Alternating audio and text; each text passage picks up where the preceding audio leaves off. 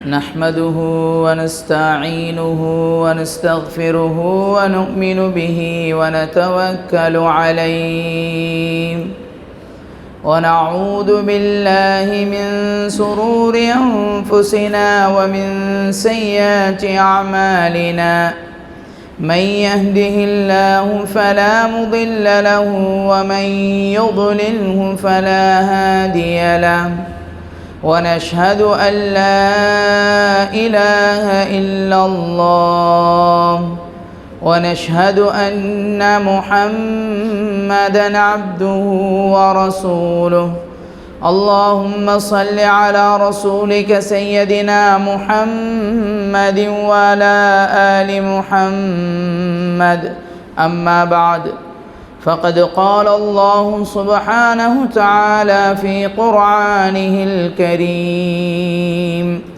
بعد أعوذ بالله من الشيطان الرجيم بسم الله الرحمن الرحيم يا أيها الذين آمنوا اتقوا الله وقولوا قولا سديدا يصلح لكم أعمالكم ويغفر لكم ذنوبكم ومن يطع الله ورسوله فقد فاز فوزا عظيما صدق الله.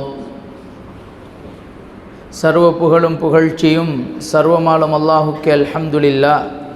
சத்தியத்தின் தூதர் சன்மார்க்க போதகர் கண்மணி பெருமானார் ஸல்லல்லாஹு அலைஹி வஸல்லம் அவர்கள் மீதும் அவர்களின் அடிச்சுவற்றை பின்பற்றிய உத்தம சஹாபாக்கள், தாபிஊன்கள், தபா தாபிஈன்கள், மூமினான முஸ்லிமான அனைவர்கள் மீதும் என்றென்றும் சலாத்தும் சலாமும் உண்டாகட்டுமாக. புனித ஜுமாவுடைய கடமையை நிறைவேற்ற வந்திருக்கும் எனது அன்பு சகோதரர்களே, அல்லாஹுக்கு சுப்ஹானஹு தஆலா இந்த உலகத்தில் என்னென்ன விடயங்களை எடுத்து நடக்கும்படியாக கட்டளையிடுகின்றானோ அந்த விடயங்களை எடுத்து நடக்கும்படியாகவும் எந்த விடயங்களிலிருந்து தவிந்து நடக்க வேண்டும் என சொல்லி இருக்கின்றானோ அந்த விடயங்களிலிருந்து தவிந்து நடக்கும்படியாக அடியேனுக்கும் அப்பால் உங்களுக்கும் அன்பு கட்டளை பிறப்பிக்கின்றேன், மேலும் வசியத்தும் செய்து கொள்கின்றேன். அல்லாஹுக்கு சுப்ஹானஹு தஆலா கண்ணியமானவன், பரிசுத்தமானவன், இணை துணையற்றவன். அன்பானவர்களே, அல்லாஹுவால் எமக்கு தரப்பட்ட இந்த உன்னத மார்க்கம் கண்ணியமானது, பரிசுத்தமானது. எந்த ஒரு விடயத்திற்காக வேண்டியும் யாரின் பக்கமோ அல்லது எந்த ஆலோசனையின் பக்கமோ தேவையற்ற மார்க்கமாக இருக்கிறது. அல்லாஹுக்கு சுப்ஹானஹு தஆலா இந்த உலகத்தில் மனித கோடிகளை படைத்து அவர்களுடைய ஒவ்வொரு அசைவுகளையும் அவர்களுடைய வார்த்தைகளையும் இன்னொருபடி மேல் சென்று மனிதர்களுடைய சிந்தனைகளையும் அல்லாஹ் கவனித்து கொண்டிருக்கிறான். அல்லாஹுக்கு சுப்ஹானஹு தஆலாவுடைய நாட்டம் இல்லாமல் இந்த உலகத்தில் எந்த ஒன்றும் நடந்துவிட முடியாது. ஒரு மரத்தில் இருந்து ஒரு காய்ந்த இலை இந்த பூமியில் விழுவதாக இருந்தாலும் அதற்கும் அல்லாஹுடைய நாட்டம், அவனுடைய அனுமதி தேவைப்படுகிறது. அன்பானவர்களே, இப்படிப்பட்ட ரஹ்மான் வல்லநாயன் அல்லாஹ் இந்த மனித கோடிகளை தேவைகளோடும் ஆசைகளோடும் கலந்தவர்களாகத்தான் இந்த பூமியில் அல்லாஹ் படைத்திருக்கிறான்.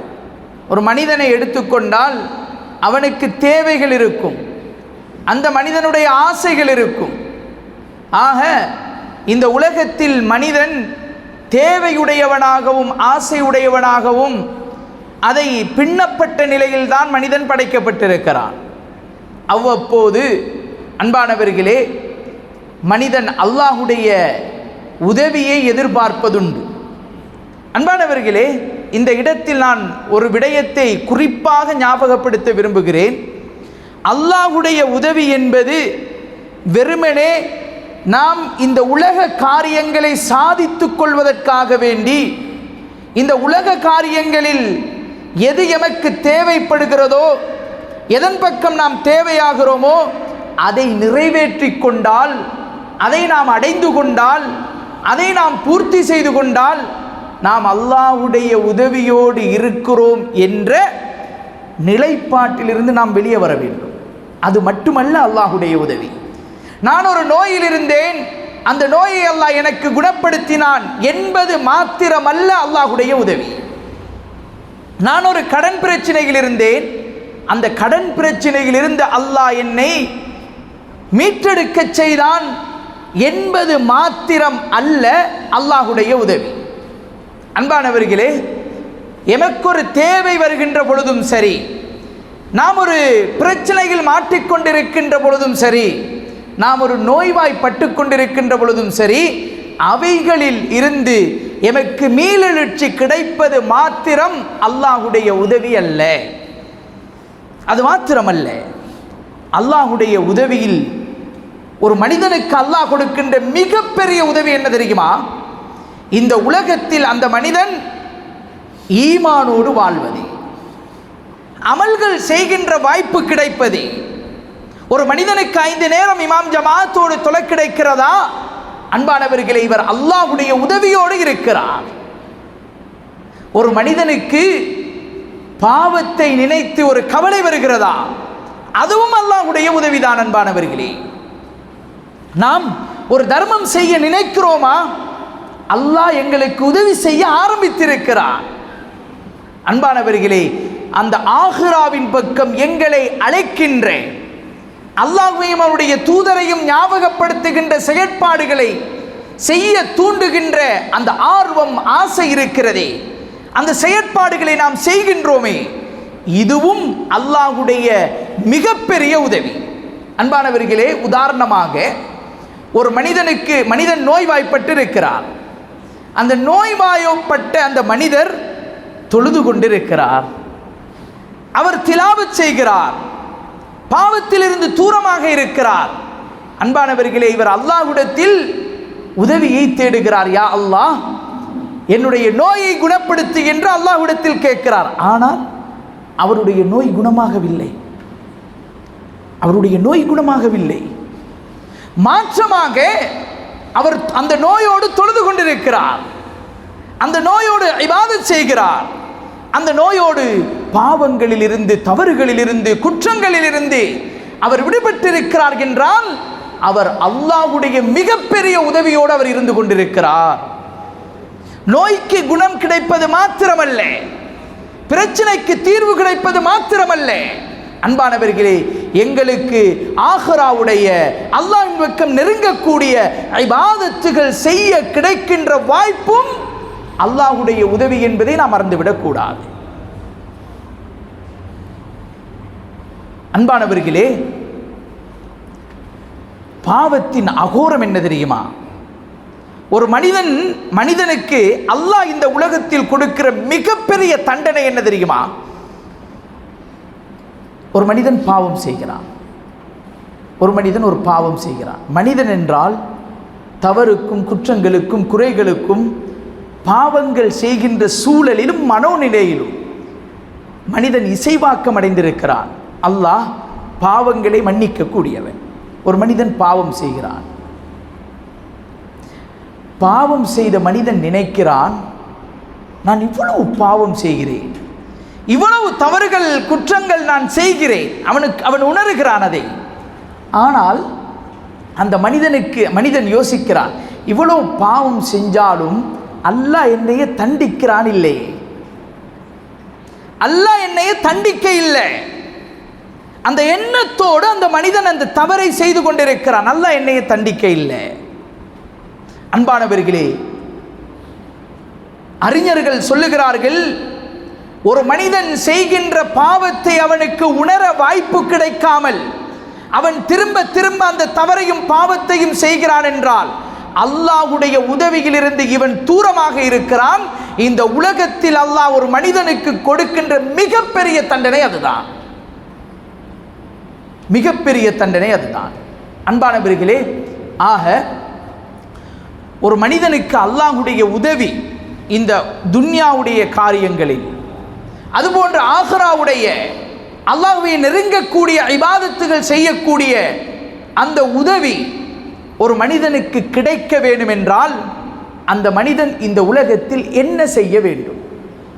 இந்த பூமியில் அல்லாஹ்வுடைய உதவி எங்களுக்கு கிடைக்கணும்டா நாங்கள் என்ன அமல் செய்தால், என்ன காரியங்களை செஞ்சால் அல்லாஹ் இந்த பூமியில் எங்களுக்கு உதவி செய்வான்.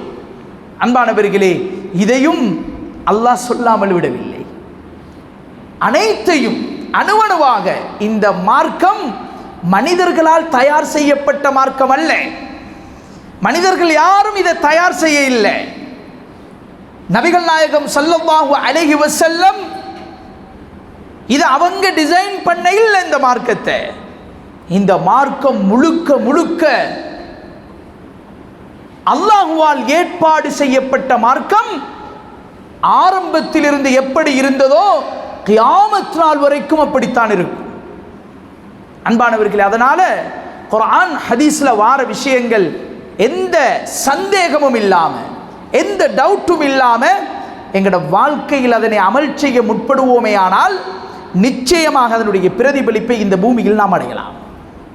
அன்பானவர்களே, அல்லாஹ்வுடைய உதவியை ஒரு மனிதன் அடைந்து கொள்ள வேண்டுமா? அதற்கு மிக மிக முக்கியமான முதலாவது ஒரு விடயம் அந்நியா சாலிஹா, நல்ல எண்ணம், நல்ல நியத்துகள் அந்த மனிதனுடைய உள்ளத்தில் பிறக்க வேண்டும். அல்லாஹ் நல்ல எண்ணங்களின் மூலமாக இந்த பூமியில் நலவுகளை இறக்குகிறான். ஒரு மனிதனுடைய எண்ணத்துக்கு ஏற்றால் போல் அந்த மனிதனுடைய வாழ்க்கையை அல்லாஹ் மாற்றுகிறான். அன இந்த வன்னி அப்தி பிஹி, என்ற அடியான் என்னை எப்படி நினைக்கின்றானோ அப்படி நான் அவனோடு நடந்து கொள்கிறேன். என்ற அடியான் எப்படி என்னை நினைக்கின்றானோ அவனோடு நான் அப்படி நடந்து கொள்கிறேன்.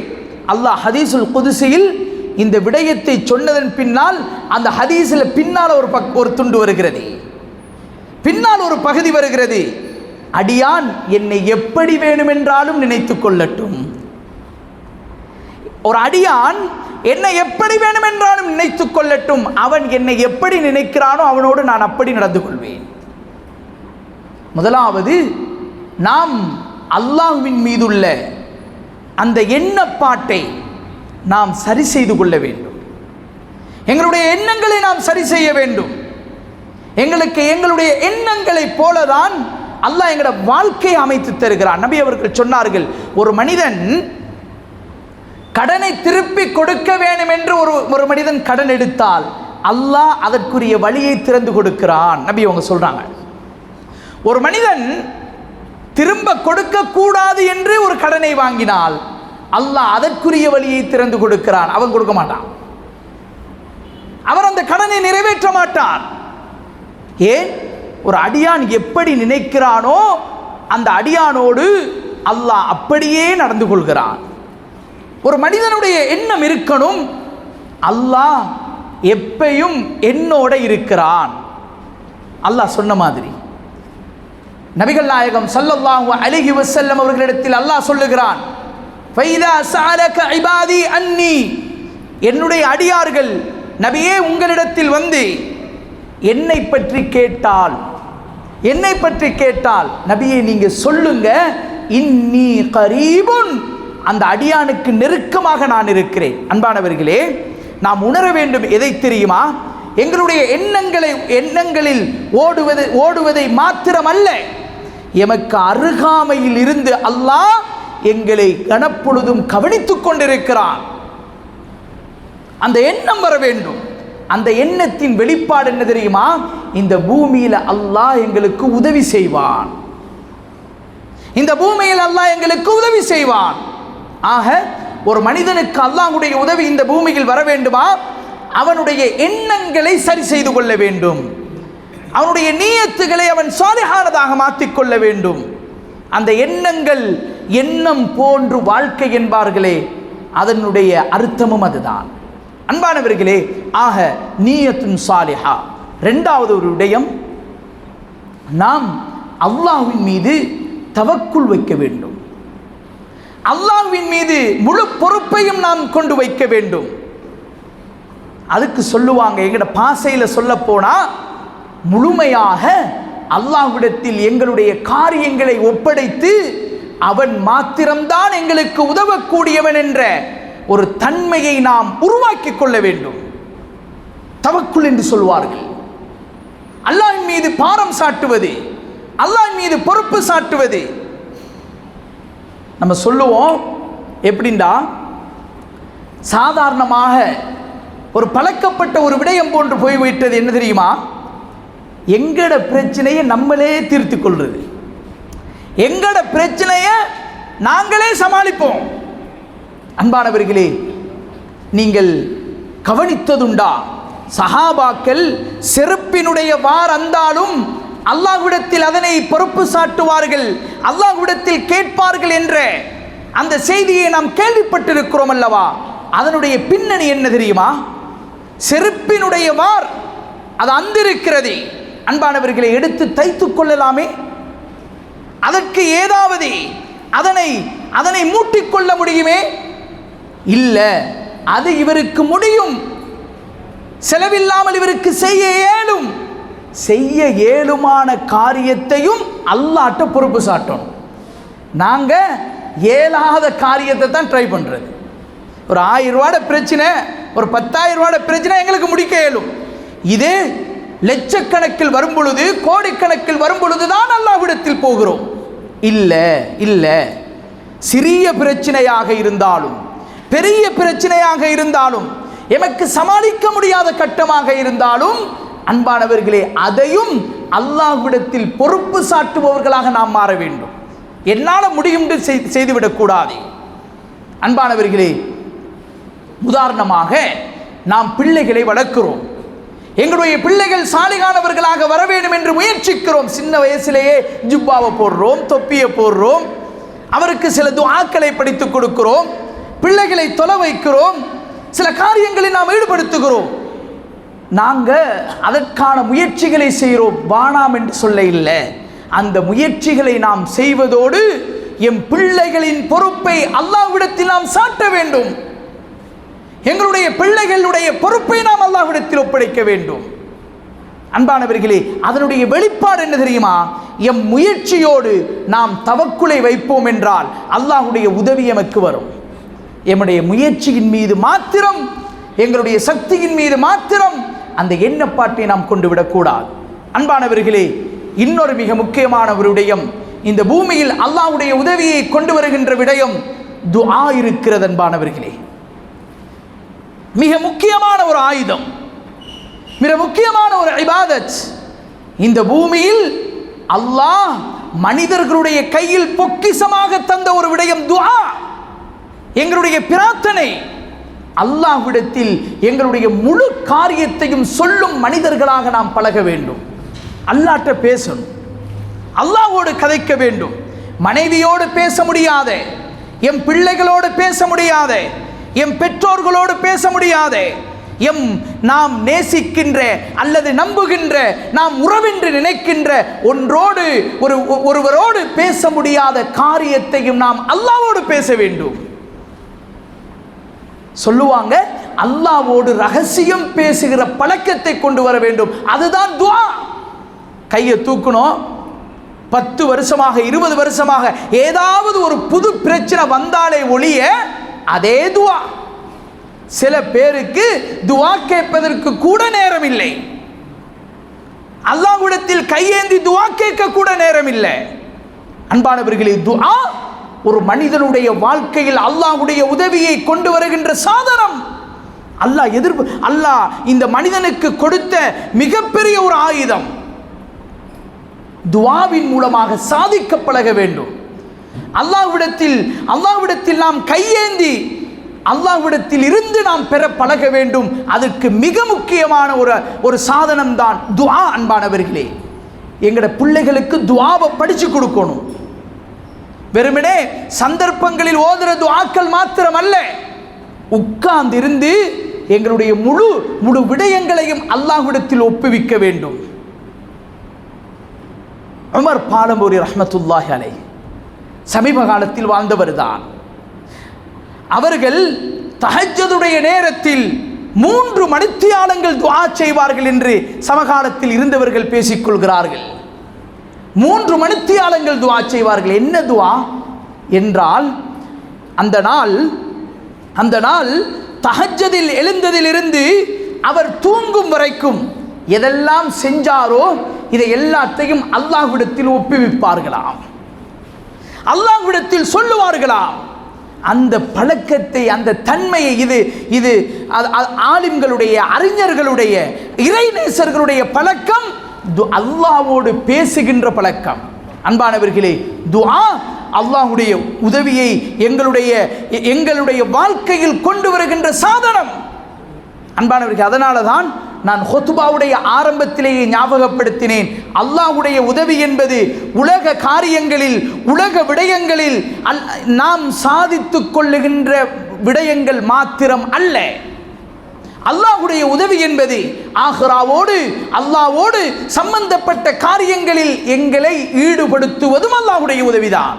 அன்பானவர்களே, அதற்காக எங்களுடைய துஆக்களில் மிக முக்கியமாக எங்களுடைய அல்லாஹ்வோடு நெருங்குகின்ற விடயங்களுக்கு நாம் இடமளிக்க வேண்டும், சந்தர்ப்பம் கொடுக்க வேண்டும். உதாரணமாக துஆ செய்கின்ற பொழுது, யா அல்லாஹ், 5 நேரம் இமாம் ஜமாத்தோடு பேணுதலாக ஹுஷூ ஹுதுவோடு தொழுவும் பாக்கியத்தை தாய் என்று அல்லாஹ்விடத்தை கேட்கணும். தஹஜ்ஜுதுக்கு எழும்பி தொழுவது, அன்பானவர்களே, அந்த தொழுகைக்காக துஆ செய்ய வேண்டும்.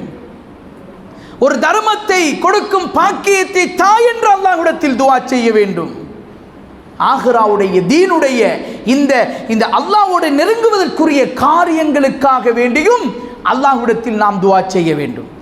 துஆவினுடைய சந்தர்ப்பத்தில் தான் ஒரு விடயத்தை நாம் ஞாபகப்படுத்திக் கொள்ள வேண்டும்.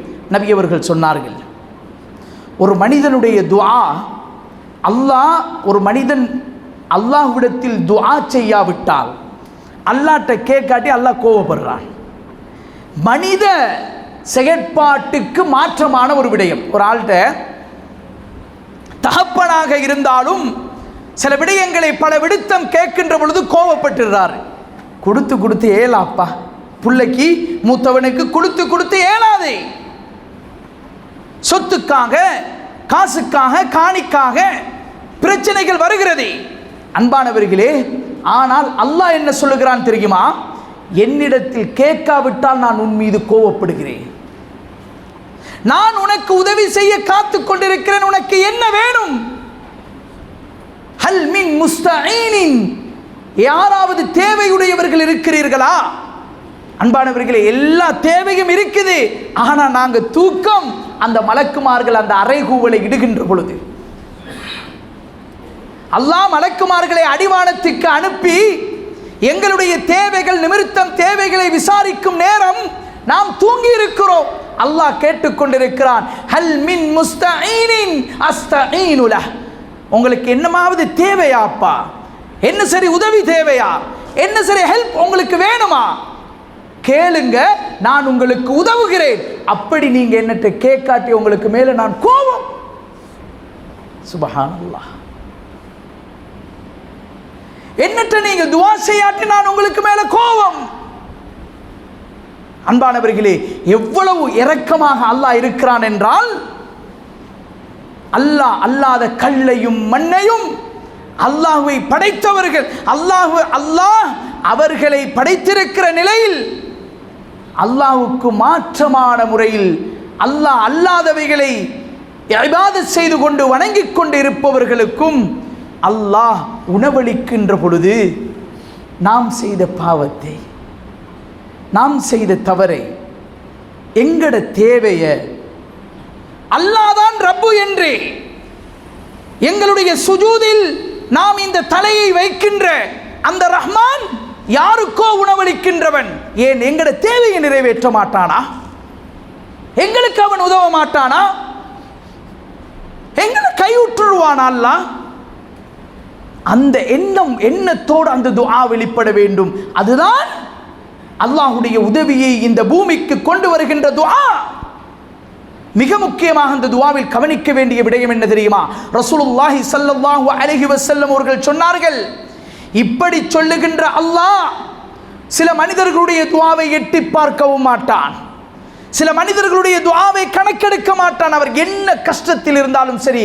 சொன்னார்கள் நபி அவர்கள், ஒரு மனிதர் வந்தார், அஸ்கத அக்பர், அவருடைய தலை பரட்டையாக இருக்கிறது, ஆடைகள் கிழிந்திருக்கிறது, ஆடைகள் புழுதிப்பட்டிருக்கிறது. அவர் சாப்பிட்டு பல நாட்களை போன்ற ஒரு நிலையில் அவர் இருக்கிறார். அவருக்கு தங்க இடமில்லை, அரவணைக்க ஆள் இல்லை. இப்படிப்பட்ட ஒரு நிலையில் ஒரு மனிதர் வந்து ரஹ்மானிடத்தில் கொடுக்க கொடுக்க குறையாதவனிடத்தில் கையேந்துகிறார். அன்பானவர்களே, ஒரு ஆள் வாராரு எங்கட வீட்டுக்கு, கிழிந்த ஆடையோடு புழுதி படிந்த நிலையில், தங்குறதுக்கோ இருப்பதற்கோ கொடுப்பதற்கோ வாங்குவதற்கோ அரவணைப்பதற்கோ பேசுவதற்கோ யாருமே இல்லை, எதுவுமே இல்லை. அப்படிப்பட்ட ஒரு மனிதர் எம் வீட்டு வாசலில் வந்து உட்கார்ந்து இருந்து கொண்டு எங்களிடத்தில் ஒரு புடி சோறு கேட்கிறார். வெள்ளிக்கிழமை இல்லை, வீட்டுக்கு போகிறோம், நாங்கள் எல்லாம் சாப்பிட்டுட்டோம், வீட்டில் உள்ளவர்கள் எல்லாம் சாப்பிட்டு விட்டார்கள், சாப்பாடு மிச்சம் இருக்குது. இந்த மனுஷன் எங்கட வீட்டு வாசலில் வந்து உட்கார்ந்து கொண்டு கேட்கிறாரு, பணம் வானாம், எந்த ஒரு பொருளும் வானாம், கொஞ்சம் சோறு தாங்களே சாப்பிட, கொடுப்போமா இல்லையா? அந்த மனசு இல்லை, ஒன்றும் இல்லைன்னு காலால் உதஞ்சிடுவோமா, திரட்டிடுவோம் அந்த மனுஷனை? அவர் யாராக வேண்டும் என்றாலும் இருக்கட்டுமே, அவர் யாராக வேண்டும் என்றாலும் இருக்கட்டுமே, என் மனம் உருகும் அல்லவா, அந்த எங்களுடைய உள்ளத்தில் இரக்கம் வரும் அல்லவா? எங்களுடைய உள்ளத்தில் இரக்கத்தை போட்டவனும் இரக்கத்தை இந்த பூமியில் இறக்கியவனும் அல்லாஹ்விடத்தில் அந்த துஆவை செய்தால் அல்லாஹ் ஏற்றுக்கொள்வானா இல்லையா? அதே நிலைப்பாட்டில் ஒரு மனிதன் வருகிறார், வந்து அல்லாஹ்விடத்தில் கையேந்துகிறார். யா ரப், என்னை படைத்து பரிபாலித்து போஷித்து என்னை பாதுகாக்கும் அல்லாவே என்று அல்லாஹ்விடத்தில் துஆ செய்கிறார். நபி அவங்க சொன்னாங்க, இரக்கமுள்ளவன் அல்லாஹ், அன்பாளன் அல்லாஹ், அல்லாஹ்வை இரண்டு கரங்களும் ஏந்தி துஆ செய்வருடைய துஆவை அல்லாஹ் தட்டமாட்டான். ஆனா இந்த மனிதன் அணிந்திருக்கின்ற ஆடை கிழிந்ததாக இருந்தாலும், அவர் ஒரு பரதேசியை போன்றிருந்தாலும், உண்ணுவதற்கு அவருக்கு உணவில்லை என்றிருந்தாலும், மத்அமுஹு ஹராம் மஷ்ரபுஹு ஹராம் மல்பசுஹு ஹராம் ஃபஅன்னா யுஸ்தஜாபு லிதாலிக். நபி அவங்க கேட்டாங்க, அல்லாஹ்வுடைய உதவி துஆவின் மூலமாக இருக்கிறது என்றால், இந்த மனிதன் துஆ செய்கிறார், ஆனா அவருடைய துஆக்கள் இருக்க வேண்டிய நிபந்தனைகள் இல்லையே. ஹராத்தில் அவருடைய தொழில், ஹராம் கலந்திருக்கிறது அவருடைய வருமானத்தில், அவருடைய சாப்பாட்டில், அவர் உடுத்திருக்கிற உடுப்புல, அவர் இருக்கிற வீட்டில், அவர் ஓடுற வாகனத்தில். அன்பானவர்களே, ஹராம் இருக்கின்ற பொழுது ஃபஅன்னா யுஸ்தஜாபு லிதாலிக், அந்த துஆக்களுக்கு எப்படி பதில் கிடைக்கும் என்று நபி அவங்க கேட்டாங்க. அன்பானவர்களே, அதிலிருந்து சுத்தமான நிலையில் உள்ள துஆக்களுக்கு அல்லாஹ் நிச்சயம் பதில் தருவான். ஆக இந்த பூமிக்கு அல்லாஹ்வுடைய உதவியை இறக்குகின்ற மிக முக்கியமான ஒரு சாதனம் அன்பானவர்களே துஆ. அடுத்த மிக முக்கியமான ஒரு விடயம்தான், அல்லாஹ்வுடைய உதவி எமக்கு வர வேண்டுமா, அல்லாஹ்வும் ரசூலும் சொல்லித் தருகின்ற அடுத்த மிக முக்கியமான ஒரு விடயம், எங்கட சகோதரனுக்கு நாம் உதவி செய்வது. ஒரு சகோதரருக்கு நாம் உதவுவதே. அல்லாஹு ஃபீ அவுனில் அப்த் மா கானல் அப்து ஃபீ அவுனி அஹீஹ். நபிகள் நாயகம் ஸல்லல்லாஹு அலைஹி வஸல்லம் அவர்கள் சொன்னார்கள், ஒரு அடியான் ஒருவர் அவருடைய சகோதரனுக்கு இன்னொருவருக்கு உதவி செய்து கொண்டிருக்கும் காலமெல்லாம் அல்லாஹ் இந்த மனிதனுக்கு உதவி செய்வான்.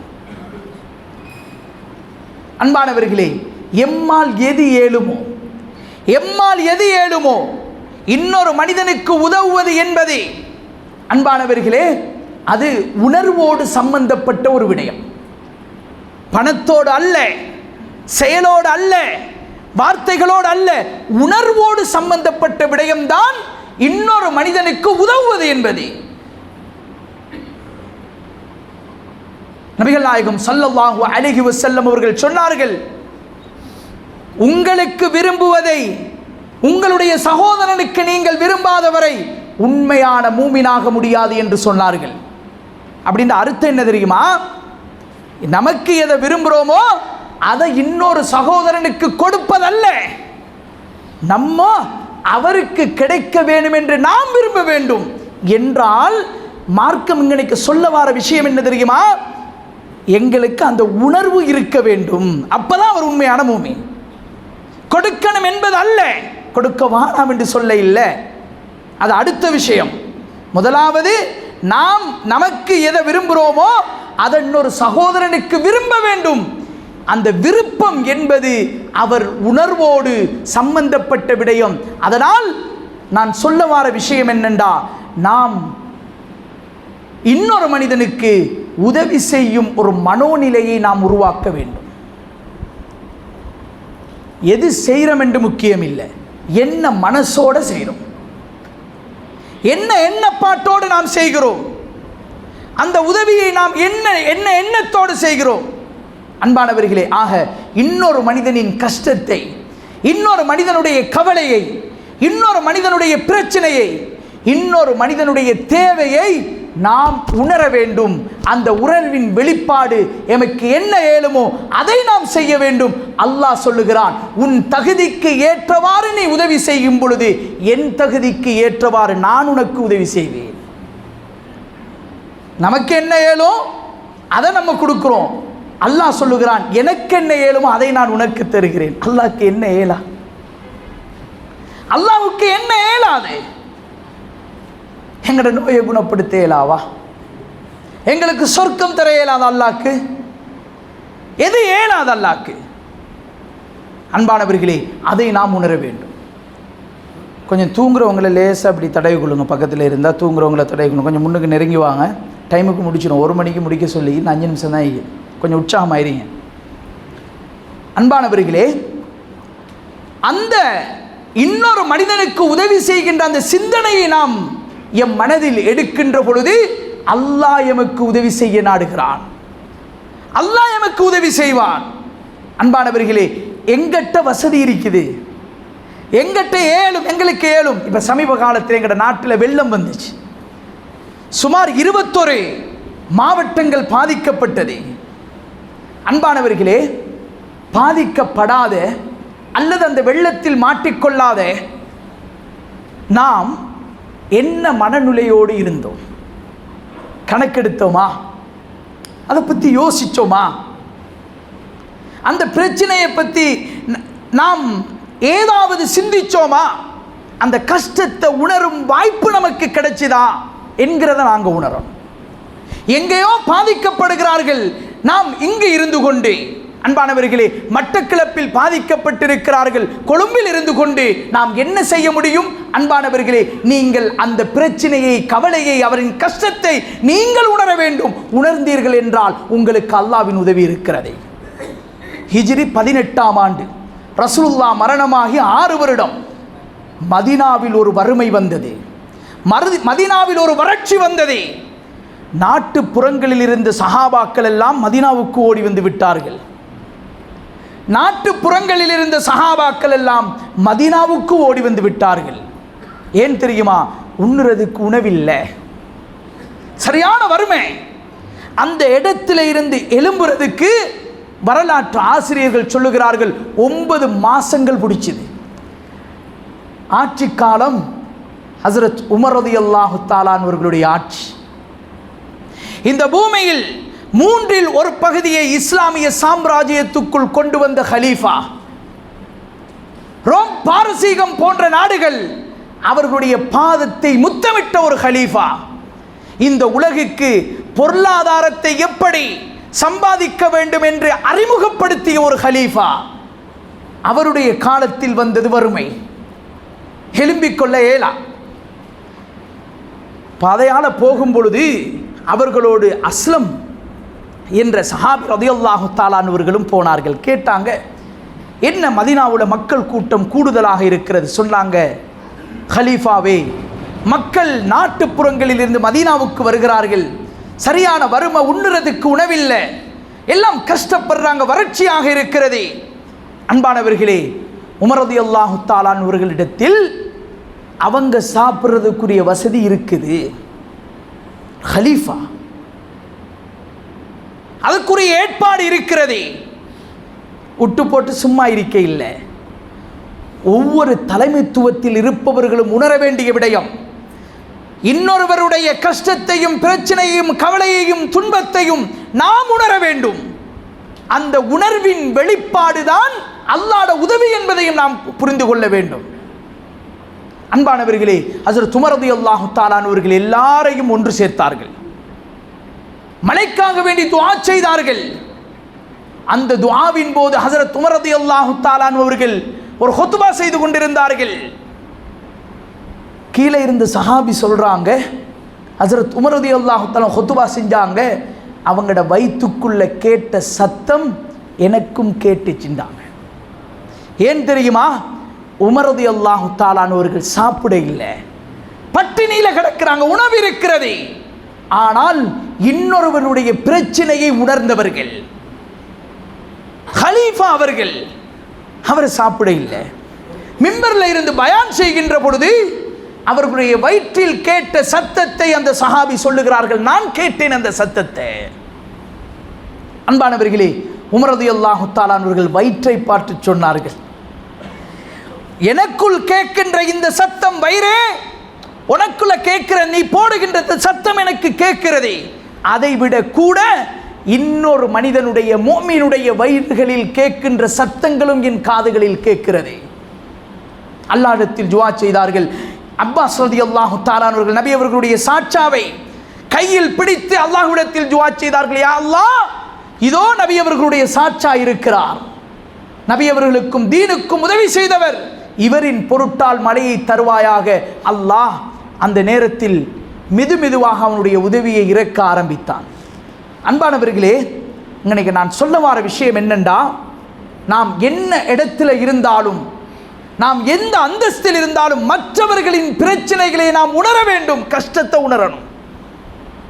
பலமையா கொடுக்குற மாதிரி, பலமையா செய்கிற மாதிரி அப்படி இல்லை.